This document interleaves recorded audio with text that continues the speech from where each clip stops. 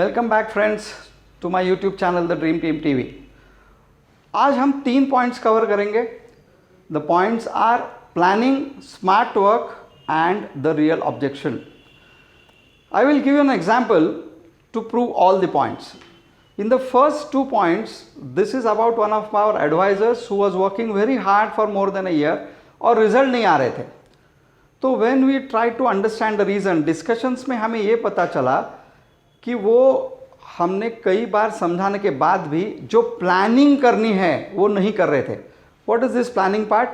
This planning is you have to do before you leave your home for the sale. Next week और next day आपने आज ही plan करना है। On the weekend you must plan your next week. How do you plan it? Prepare at least 25 names जिनसे आप मिलना चाहते हो और 1 or 2 days in advance you have to confirm appointments with these people. ये प्लानिंग अगर आपने नहीं की तो आप समझ लो कि आपका रिजल्ट बहुत लोअर लेवल पे जाने वाला है। Because here what you are doing is you are leaving your house in a car without knowing the destination. आप पहले डिसाइड करो कहाँ जाना है, उसके बाद गाड़ी में बैठो।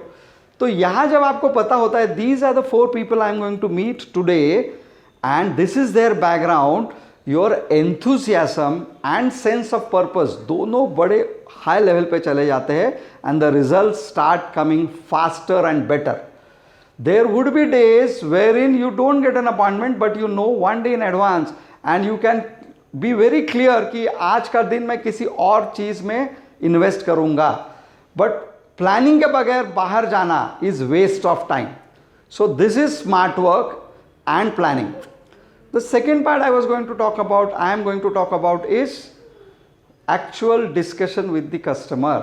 आप उनसे बात कर रहे हो, ऑब्जेक्शंस आ रहे हैं और उनको आप हैंडल भी कर रहे हो।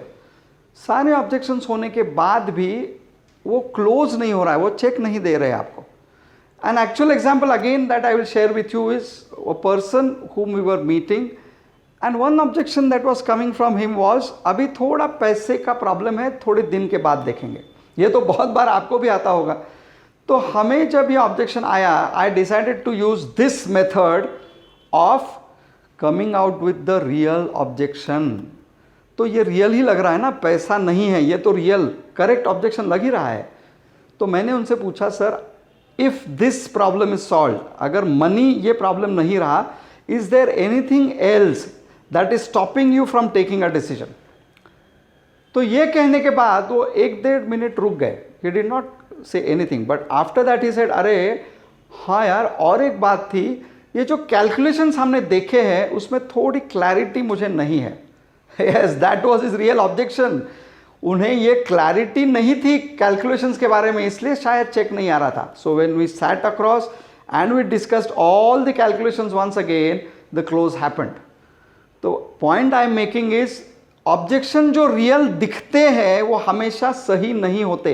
एक शायद हिडन ऑब्जेक्शन होता है और वो हिडन ऑब्जेक्शन अनकवर करना या बाहर लाने के लिए आप ये जो मैं क्वेश्चन पूछ रहा हूँ, बता रहा हूँ, ये पूछो उनसे, sir is there anything else in addition to this that is stopping you from taking the decision?